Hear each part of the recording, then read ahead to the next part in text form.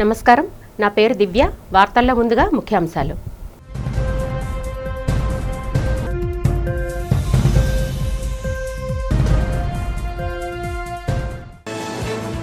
దేవాలయ అభివృద్ధి వివిధ అంశాలపై దేవాదాయ శాఖ అధికారులతో సమీక్షా సమావేశం నిర్వహించిన ముఖ్యమంత్రి చంద్రబాబు. శ్రీవాణి నిధులతో నిర్మిస్తున్న దేవాలయాలు త్వరితగతిన పూర్తి చేయాలని ఆదేశం.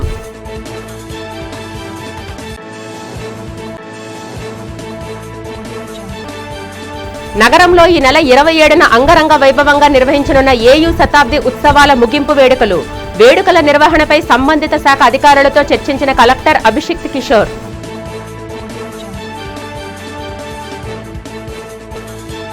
కేంద్ర ప్రభుత్వం మహిళా బిల్లును పార్లమెంటులో ప్రవేశపెట్టడంపై హర్షం వ్యక్తం చేసిన మాజీ ఉప ముఖ్యమంత్రి పుష్ప శ్రీవాణి. మహిళా అభ్యున్నతే జగన్ ధ్యేయమని స్పష్టం.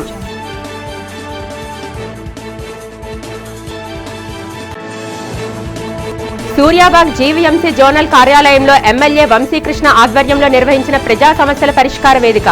ప్రజా సమస్యల పరిష్కారంలో అధికారులు చొరవ చూపాలని సూచన.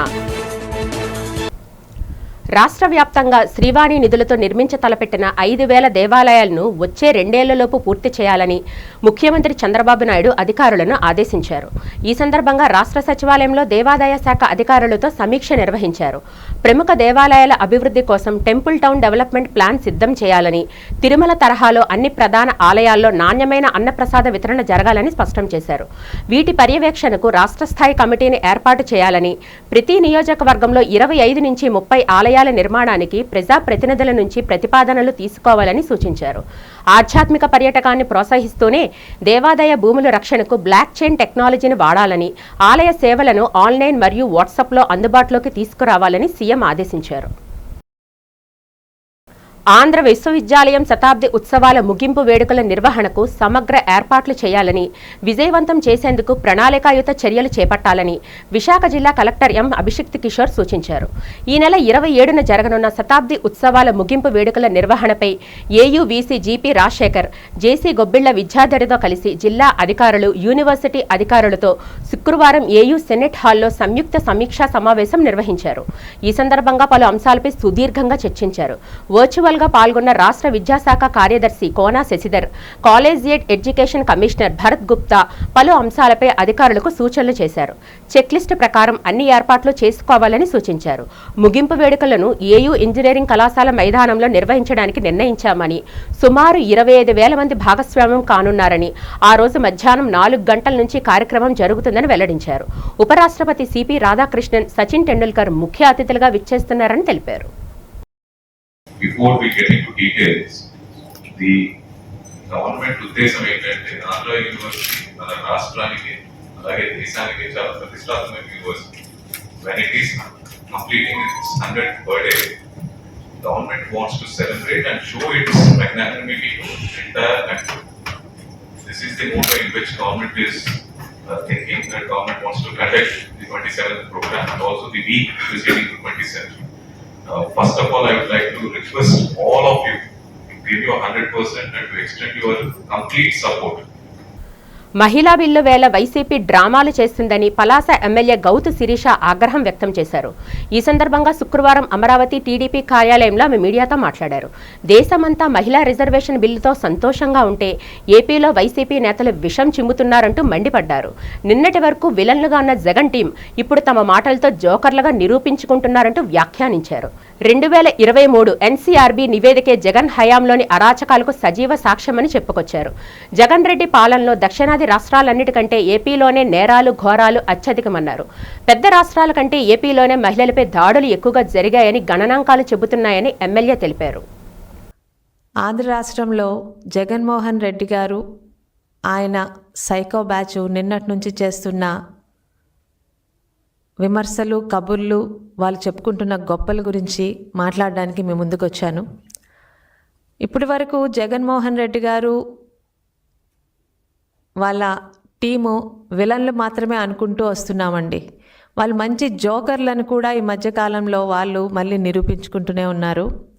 ముఖ్యంగా మాజీ మహిళా మంత్రి గారైన విడుదల రజనీ గారు ఈరోజు ప్రెస్ మీట్ పెట్టి తెలుగుదేశం పార్టీ వచ్చినప్పటి నుంచి అన్ని ఘోరాలు అకృత్యాలే, అన్ని వర్గాల వారికి ఇటు మహిళలకి, వృద్ధులకి, పిల్లలకి, యువకులకి అందరి మీద కూడా అకృత్యాలు జరిగిపోతున్నాయని నోటి మాటగా మాట్లాడుతున్నారు.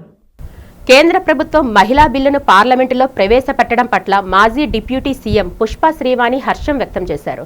నగరంలో జరిగిన మీడియా సమావేశంలో ఆమె మాట్లాడుతూ మహిళలకు రాబోయే రోజుల్లో రాజకీయంగా సముచిత స్థానం లభిస్తుందన్నారు. 33% రిజర్వేషన్లు మహిళలకు దక్కడం ఎంతో సంతోషదాయకమన్నారు. తమ పార్టీ అధినేత జగన్ మహిళలకు రాజకీయంగా ప్రాధాన్యత ఇచ్చారని చెప్పారు.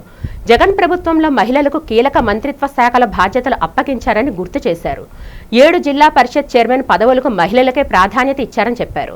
జగన్ హయాంలో మహిళలకు జరిగిన సంక్షేమంపై తమతో చర్చకు రావాలని టీడీపీ నేతలకు సవాల్ విసిరారు. నేడు కూటమి పాలనలో మహిళలపై అఘాయిత్యాలు పెరిగిపోయాయని ఆవేదన వ్యక్తం చేశారు. వైఎస్ జగన్ పాలన మహిళలకు స్వర్ణయుగం లాంటిదని పుష్ప శ్రీవాణి వ్యాఖ్యానించారు. మహిళా రిజర్వేషన్ బిల్లు పార్లమెంటులో ప్రవేశపెట్టినందుకు చాలా సంతోషాన్ని వ్యక్తం చేస్తూ ఈరోజు ఈ మహిళా రిజర్వేషన్ బిల్లుని మా వైఎస్ఆర్ కాంగ్రెస్ పార్టీ హృదయపూర్వకంగా స్వాగతిస్తుందని చెప్పి ఈ సందర్భంగా మీకు తెలియజేస్తున్నాం.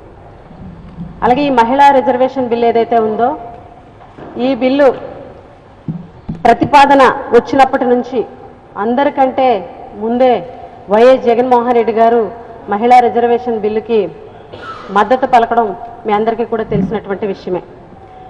అనేక దశాబ్దాలుగా ఈ దేశంలో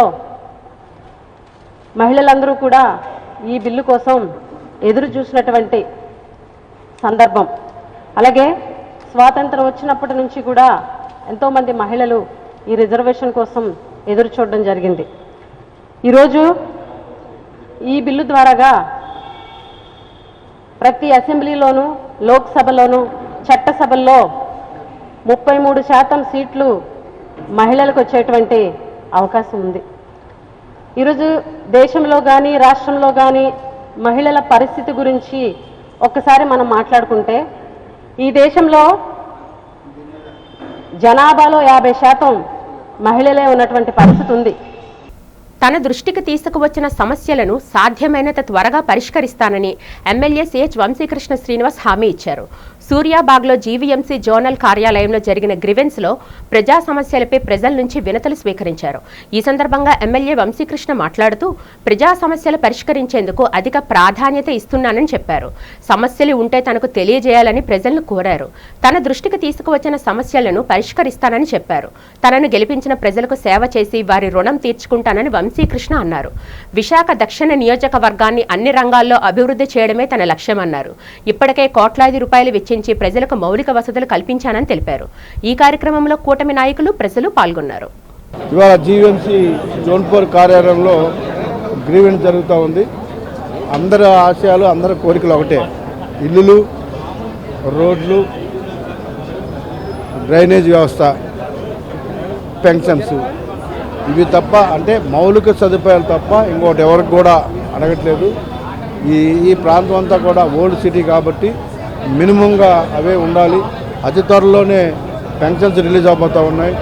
అలాగే ఏవైతే బ్యాలెన్స్ ఇల్లులు ఉన్నాయో వాటిని కూడా అతి త్వరలోనే ఇవ్వబోతూ ఉన్నాం.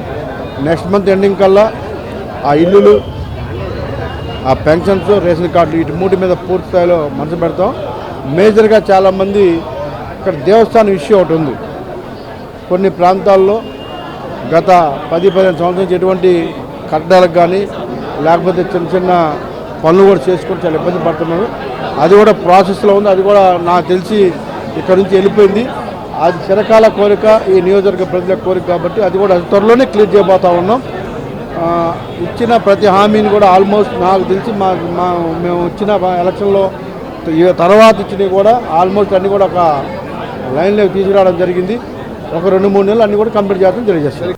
చట్టసభల్లో మహిళలకు 33% రిజర్వేషన్లు కల్పించే బిల్లుకు వైఎస్ఆర్సీపీ సంపూర్ణ మద్దతు తెలుపుతుందని మాజీ మంత్రి విడుదల రజని ప్రకటించారు. ఈ సందర్భంగా విజయవాడ వైసీపీ కార్యాలయంలో ఆమె మీడియాతో మాట్లాడారు. దశాబ్దాల నాటి మహిళల కల నెరవేరడం వల్ల దేశ గమనే మారబోతుందని ఆమె ఆశాభావం వ్యక్తం చేశారు. గత చంద్రబాబు ప్రభుత్వం మహిళలను కేవలం ఓటు బ్యాంకుగానే చూసిందని విమర్శించిన ఆమె వైఎస్ జగన్మోహన్ రెడ్డి హయాంలోనే మహిళలకు నిజమైన ప్రాధాన్యత దక్కిందని పేర్కొన్నారు.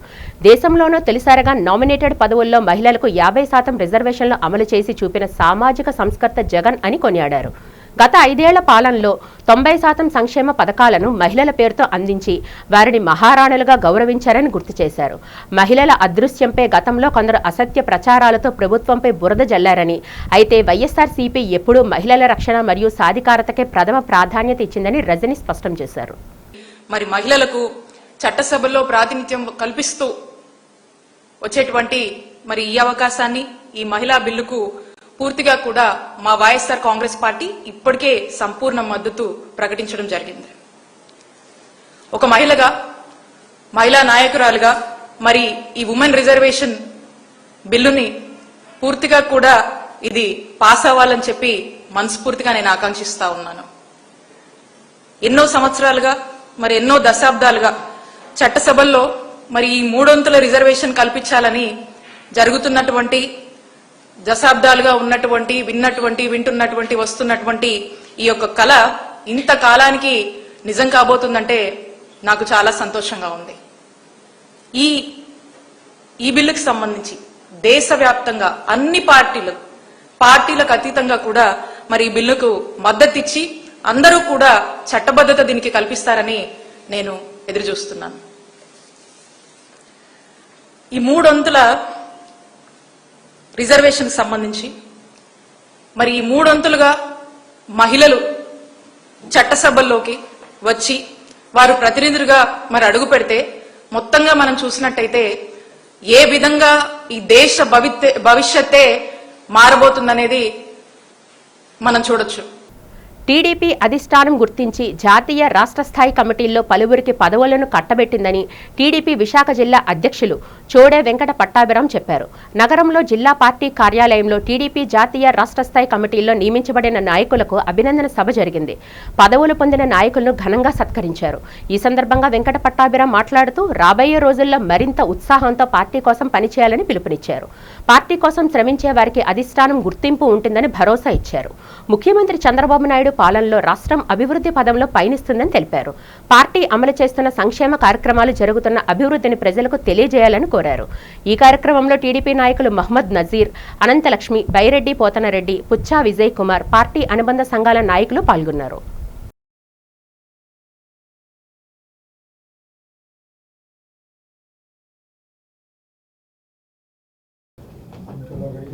అహర్నిశలు ఎప్పుడు కూడా పార్టీకి అందుబాటులో ఉంటూ మీరు అందరూ చూశారు. మనం కూడా నాకు పార్టీ సొంత ఇల్లు, ప్రభుత్వం కిరాయిల్లు అని చెప్తారు ఆయన ఎప్పుడు కూడా.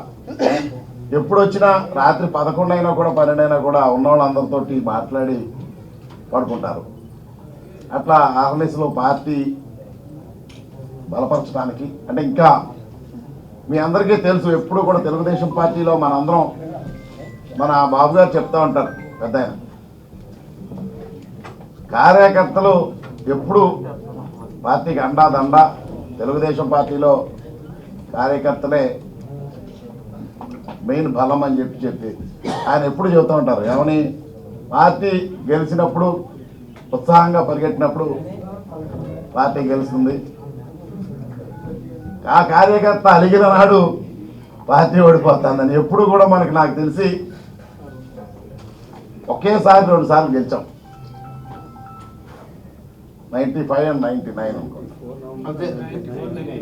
ఆ తర్వాత ఎప్పుడు గెలవటం, మళ్ళీ ఏదో మిస్టేక్స్ కొంచెం మనందరికీ ఏదో సరిగా ఇవ్వకపోవటం, లేకపోతే పదవులు నిర్లక్ష్యం చేయటం, ఇలాంటి సందర్భాల్లో కార్యకర్తలు అలగటం, అది యాక్టివ్గా పనిచేయకపోవటం, దానికి ఓటమి రుచి చూడటం, ఇవన్నీ జరుగుతూ ఉన్నాయి ఇప్పుడు వరకు. అలా కాకుండా ఇప్పుడు పార్టీ తెలుగుదేశం పార్టీ నారా చంద్రబాబు నాయుడు గారు అధ్యక్షతన ఆంధ్రప్రదేశ్ చాలా అవసరం ఉంది. విశాఖపట్నం ఏయూ క్యాంపస్లో సందడి నెలకొంది. ఆంధ్ర విశ్వవిద్యాలయం శతాబ్ది ఉత్సవాల సందర్భంగా జర్నలిజం విభాగం ఆధ్వర్యంలో ఏర్పాటు చేసిన వీక్షణ 2026 ఫోటోగ్రఫీ ప్రదర్శనను vice chancellor professor GP Rajasekhar TLN సభా మండపంలో ఘనంగా ప్రారంభించారు. ఈ సందర్భంగా ఆయన మాట్లాడుతూ 100 ఏళ్ల ఏయూ చరిత్రలో జర్నలిజం విభాగం పాత్ర ఎంతో కీలకమని కొనియాడారు. ఫోటోగ్రఫీ అనేది చరిత్రను భవిష్యత్ తరాలకు అందించే ఒక గొప్ప మాధ్యమని, విద్యార్థులు తీసిన చిత్రాల్లో సృజనాత్మకతతో పాటు సామాజిక స్పృహ ఉట్టిపడుతుందని ప్రశంసించారు. ఆధునిక సాంకేతికతను వాడుకుంటూనే ఫోటోగ్రఫీలో మౌలిక విలువలను కాపాడాలని ఆయన విద్యార్థులకు పిలుపునిచ్చారు. అనంతరం ప్రదర్శనలో ఉంచిన వివిధ ఛాయాచిత్రాలను ఆయన ఆసక్తిగా తిలకించి విద్యార్థులను అభినందించారు. ఆంధ్ర యూనివర్సిటీ శతాబ్దోత్సవాల్లో భాగంగా ఆంధ్ర యూనివర్సిటీ హిస్టరీ 1926 నుంచి ఈ రోజు వరకు ఆంధ్ర యూనివర్సిటీ జర్నీ డిపిక్ట్ చేస్తూ వేక్ష అనే కార్యక్రమం department of journalism mass communication ఆధ్వర్యంలో జరుగుతోంది. మీరు ఇప్పుడు చూసినట్టయితే 26లో ప్రారంభమయ్యాక ఎటువంటి ప్రస్థానం, ఆంధ్ర యూనివర్సిటీ ప్రస్థానం అన్నది మనకి కళ్ళకు కట్టినట్లు కనిపిస్తోంది. ఇందులో కొన్ని ఫొటోస్లో లెగసీ కనిపిస్తుంది, కొన్ని ఫొటోస్లో ఆ కంట్రిబ్యూట్ చేసిన వాళ్ళ కష్టం కనిపిస్తోంది. తప్పకుండా జీవీఎంసీలో వార్డుల సంఖ్యలు 98 నుంచి 120కి పెంచే ప్రక్రియను ఎటువంటి రాజకీయ ఒత్తిళ్లకు లొంగకుండా శాస్త్రీయంగా చేపట్టాలని జనసేన నేత మాజీ కార్పొరేటర్ పీతల మూర్తి యాదవ్ డిమాండ్ చేశారు. శుక్రవారం జరిగిన టౌన్ ప్లానింగ్ ఓపెన్ ఫారంలో ఆయన చీఫ్ సిటీ ప్లానర్ ప్రభాకర్ రావుకు వినతి పత్రం అందజేశారు. గత వైసీపీ ప్రభుత్వ హయాంలో వార్డుల విభజన అశాస్త్రీయంగా ఆ పార్టీ నేతల స్వార్థం కోసం జరిగిందని ఆయన ఆరోపించారు. దీనివల్ల ఒక వార్డులో జనాభా ఎక్కువ, మరో వార్డులో తక్కువగా ఉండి పాలనాపరమైన ఇబ్బందులు తలెత్తాయని గుర్తు చేశారు. ప్రస్తుతం 2011 జనాభా లెక్కల ప్రకారం ప్రతి వార్డులోనూ సగటు 14,250 నుంచి 17,400 మధ్య జనాభా ఉండేలా సమతుల్యత పాటించాలని కోరారు. రాజకీయ నాయకుల పైరవీలకు, సిఫార్సులకు అధికారులు బలి కావద్దని, ఒకే ప్రాంతం లేదా కాలనీ 2 వార్డులుగా విడిపోకుండా జాగ్రత్తలు తీసుకోవాలని సూచించారు. నిబంధనల ప్రకారం విభజన జరగకపోతే న్యాయపరమైన చిక్కులు ఎదురయ్యే ప్రమాదం ఉందని హెచ్చరించారు. రాష్ట్ర వ్యాప్తంగా 2011 జనాభా లెక్కల ఆధారంగా మున్సిపల్ కార్పొరేషన్లోని మున్సిపాలిటీల్లోని వార్డులు పునర్విభజన జరగాలి, వార్డుల సంఖ్య పెరగాలి అని చెప్పి రాష్ట్ర ప్రభుత్వం ఏదైతే ఆదేశాలు జారీ చేశారో పరిపాలనా సౌలభ్యం కోసం, మెరుగైనటువంటి మౌలిక సదుపాయాలు కల్పన కోసం, ఒక జవాబుదారీతనం స్థానిక లోకల్ బాడీల్లో ప్రజాప్రతినిధులు నిష్పక్షపాతంగా పరిపాలించడం కోసం రాష్ట్ర ప్రభుత్వం తీసుకున్నటువంటి నిర్ణయంలో భాగంగా మహావిశాఖ నగరపాలక సంస్థలో 98 వార్డులుగా ఉన్నటువంటి దాన్ని 25 లక్షల జనాభా కలిగినటువంటి మహావిశాఖ నగరపాలక సంస్థ 120 వార్డులు చేయాలని చెప్పి రాష్ట్ర ప్రభుత్వ ఆదేశాల మేరకు గత 3 వారాలుగా జీవీఎంసీ టౌన్ ప్లానింగ్ అధికారులు, జీవీఎంసీ అధికారులు వార్డులు పునర్విభజన ప్రక్రియ ఏదైతే మొదలు పెట్టారో ఆ పునర్విభజన పారదర్శకంగా జరగాలి, శాస్త్రీయంగా జరగాలి. గతంలో వైసీపీ ప్రభుత్వం 2021లో వార్డులు పునర్విభజన చేసినప్పుడు రాజకీయ ఒత్తిళ్ళకి అప్పుడున్నటువంటి వైసీపీ నాయకుల యొక్క ఏదైతే ప్రలోభాలకు లొంగి వాళ్ళకి ఇష్టానుసారంగా వార్డుల్ని విభజన చేశారో ఆ విధంగా అప్పుడు పునరావృతం కాకూడదు, ప్రజలకి పారదర్శకంగా పాలన అందిస్తున్నటువంటి కూటమి ప్రభుత్వానికి చెడ్డపేరు తీసుకురాకుండా 2011 జనాభా లెక్కల ఆధారంగా చేస్తున్నటువంటి జీవీఎంసీ 120 వార్డుల పునర్విభజన ప్రక్రియ సజావుగా సాగాలని, శాస్త్రీయబద్ధంగా జరగాలని, లేని పక్షంలో ఎవరైనా మళ్ళీ కోర్టును ఆశ్రయించి కోర్టు కేసులు కనుక అయితే మళ్ళీ గతంలో లాగే 9 ఏళ్ల పాటు ఎలక్షన్లు జరగకుండా నగరపాలక సంస్థ ఎన్నికలు డిలే అవుతాయని వీటిలన్నింటినీ పరిగణలో తీసుకొని తెలుగుదేశం పార్టీ జాతీయ ఉపాధ్యక్షుడిగా నియమితులైన మహ్మద్ నజీర్ని జగదాంబ మక్కా మసీద్ కమిటీ సభ్యులు ఘనంగా సత్కరించి అభినందించారు. మసీద్ కమిటీ అధ్యక్షుడు మునీర్ ఆధ్వర్యంలో జగదాంబ మక్కా మసీదులో జరిగిన కార్యక్రమంలో కమిటీ సభ్యులు, ముస్లిం సోదరులు పాల్గొని నజీర్కి శుభాకాంక్షలు తెలిపారు. ముస్లిం మత పెద్దలు నజీర్కి ప్రత్యేక ప్రార్థనలతో ఆశీర్వచనాలు అందజేశారు. ఈ సందర్భంగా నజీర్ మాట్లాడుతూ కూటమి పాలనలో ముస్లిం మైనారిటీలకు స్వర్ణయుగమన్నారు. తనపై నమ్మకంతో ఈ కీలక బాధ్యతను అప్పగించిన ముఖ్యమంత్రి నారా చంద్రబాబు నాయుడు, మంత్రి నారా లోకేష్కు కృతజ్ఞతలు తెలిపారు. ముస్లిం అభ్యున్నతికి కృషి చేస్తానని హామీ ఇచ్చారు. మున్నీర్ మాట్లాడుతూ రానున్న రోజుల్లో నజీర్ మరిన్ని పదవులను అలంకరించి తమకు అండదండగా నిలవాలని ఆకాంక్షించారు. ఈ కార్యక్రమంలో మసీద్ కమిటీ కార్యదర్శి అమీద్ జాన్, సిరాగ్ ఆలీ తదితరులు పాల్గొన్నారు. నాకు ఇవాళ చాలా సంతోషంగా ఉంది. ఇవాళ యావత్ ముస్లిం సమాజానికి శుక్రవారం అనేది మాకు సెంటిమెంటు. శుక్రవారం ఇవాళ నమాజ్ తర్వాత ఇవాళ విశాఖపట్నంలోని మక్కా మసీద్ అంటే యావత్ విశాఖపట్నం జిల్లాలో ఒక ప్రాముఖ్యత గల మసీదు. ఆ మసీద్ కమిటీ సదరైన ప్రెసిడెంట్ అయిన పెద్దలు మునీర్ గారు, అలాగే సెక్రటరీ అమీర్జాన్ గారు, అలాగే మున్నా గారు మన పాత కమిటీ ప్రెసిడెంట్, అలాగే మన షరీఫ్ భాయ్ గారు లాయర్ గారు, మన చిన్న రెహమాన్ గారు, అలాగే ఇవాళ మన నమాజ్కి వచ్చిన జమాత్ మొత్తం, ఇవాళ నేను కూడా నమాజ్కి ఇక్కడికి వచ్చాను. వాళ్ళందరి సమక్షంలో నన్ను వాళ్ళు ఈరోజు ఈ రకంగా గౌరవించుకుంటాం నాకు చాలా ఆనందంగా ఉంది. ఎందుకంటే వీళ్ళంతా నా కుటుంబ సభ్యులు. నేను కొంతమంది పేర్లు చెప్పి ఇంకోళ్ళు పేర్లు చెప్పలేదని అన్నదా భావించకుండా అందరూ నా కుటుంబ సభ్యులు అంటున్నా. ఇవాళ వాళ్ళందరి ఆధ్వర్యంలో నాకు ఈ సన్మానం నారా చంద్రబాబు నాయుడు గారి ఆశీస్సులతో. ఇవాళ ముఖ్యంగా అధికారం ఉన్న ప్రభుత్వాన్ని పాలించే పార్టీ, నడిపించే పార్టీ తెలుగుదేశం పార్టీ. అలాంటి తెలుగుదేశం పార్టీ నన్ను జాతీయ ఉపాధ్యక్షుడిగా, పార్టీ అనేది తెలంగాణలో, ఆంధ్రప్రదేశ్లో, అండమాన్లో సంస్థాగతంగా బలంగా ఉన్న పార్టీ తెలుగుదేశం పార్టీ. అందుకే జాతీయ పార్టీ అంటున్నాం. ఈ జాతీయ పార్టీలో నన్ను నారా చంద్రబాబు గారి నాయకత్వంలో, లోకేష్ గారి నాయకత్వంలో ఉన్న సెంట్రల్ కమిటీలో, జాతీయ కమిటీలో నన్ను ఉపాధ్యక్షుడిగా ఒక ముస్లిం అయిన వ్యక్తిని నన్ను వేసినందుకు నా తరపున, యావత్ ముస్లిం సమాజం, విశాఖపట్నంలో ఉన్న వాళ్ళ తరపున, ఉత్తరాంధ్రలో ఉన్న వాళ్ళ తరపున వాళ్ళ కృతజ్ఞతలు తెలుపుకుంటున్నా. నా ఈ పదవి నా ఒక్కడిదే కాదు, యావత్ ముస్లింలది, యావత్ బడుగు బలహీన వర్గాలది. వాళ్ళ కోసం, వాళ్ళ యొక్క కష్ట సుఖాలు పంచుకోవడం కోసం పార్టీ తరఫున నాకు ఏ అవకాశం వచ్చినా అల్లా ఆశీస్సులతో, అలాగే మొహమ్మద్ పర్వత యొక్క ఆశీస్సులతో నేను నిరంతరం ఈ యొక్క కమ్యూనిటీ అభివృద్ధి కోసం, అలాగే పేద వర్గాల అభివృద్ధి కోసం పాటుపడతానని తెలియజేసుకుంటూ మరొకసారి ఈ కమిటీకి నా యొక్క మనస్ఫూర్తిగా ధన్యవాదాలు తెలుపుతున్నాను.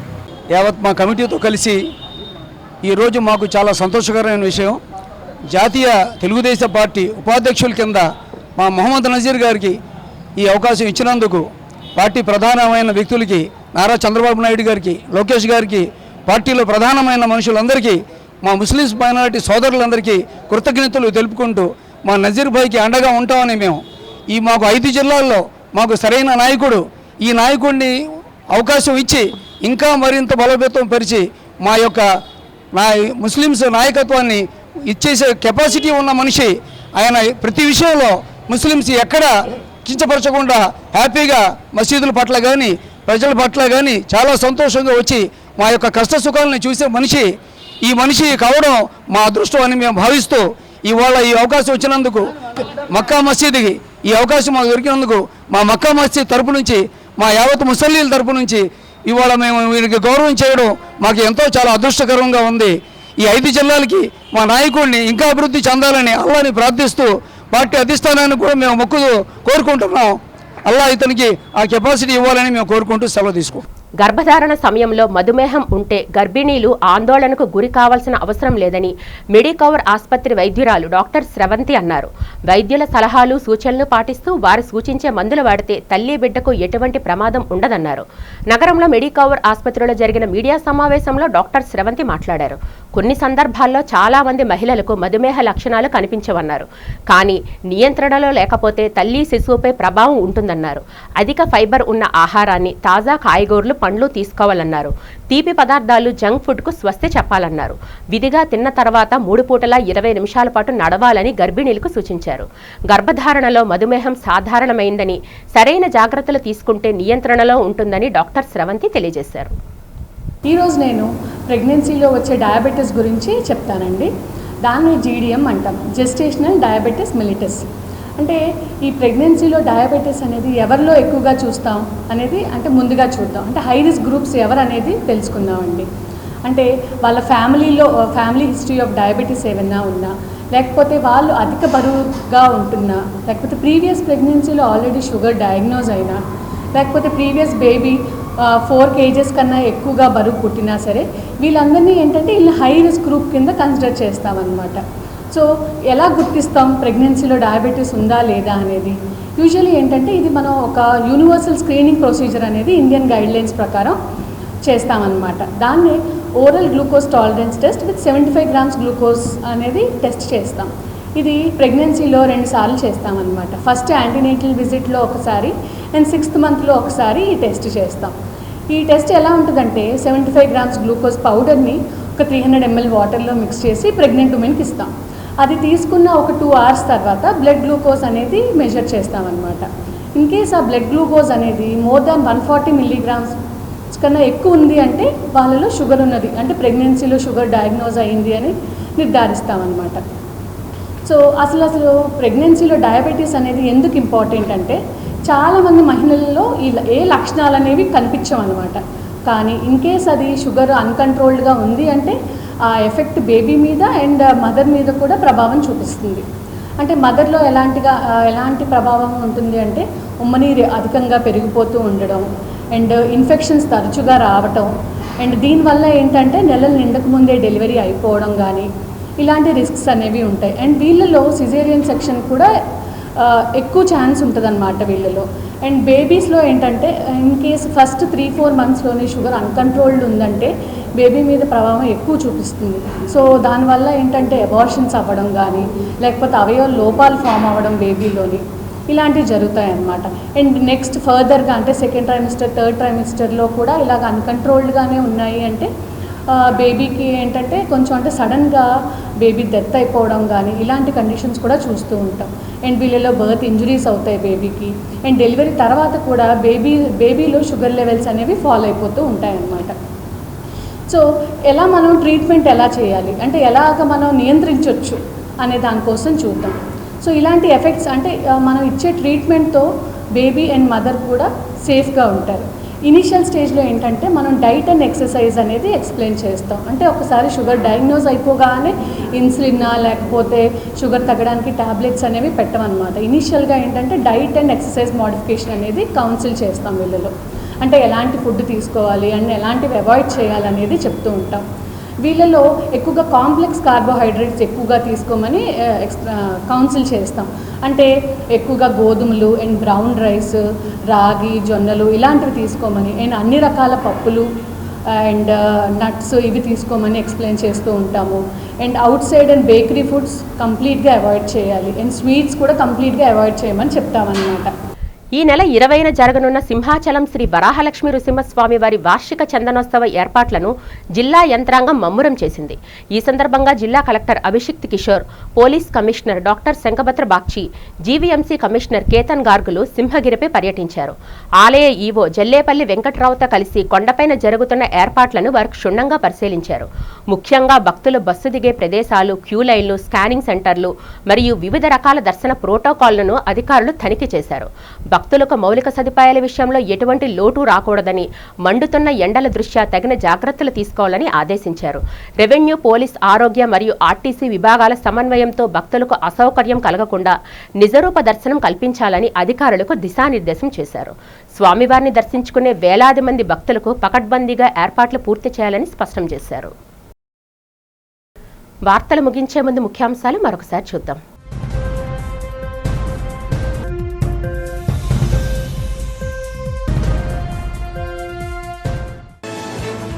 దేవాలయ అభివృద్ధి వివిధ అంశాలపై దేవాదాయ శాఖ అధికారులతో సమీక్షా సమావేశం నిర్వహించిన ముఖ్యమంత్రి చంద్రబాబు. శ్రీవాణి నిధులతో నిర్మిస్తున్న దేవాలయాలు త్వరితగతిన పూర్తి చేయాలని ఆదేశం.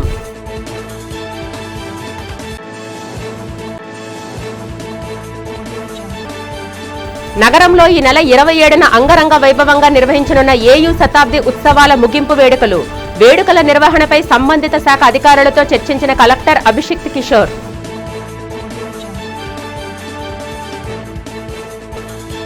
కేంద్ర ప్రభుత్వం మహిళా బిల్లును పార్లమెంటులో ప్రవేశపెట్టడంపై హర్షం వ్యక్తం చేసిన మాజీ ఉప ముఖ్యమంత్రి పుష్ప శ్రీవాణి. మహిళా అభ్యున్నతే జగన్ ధ్యేయమని స్పష్టం.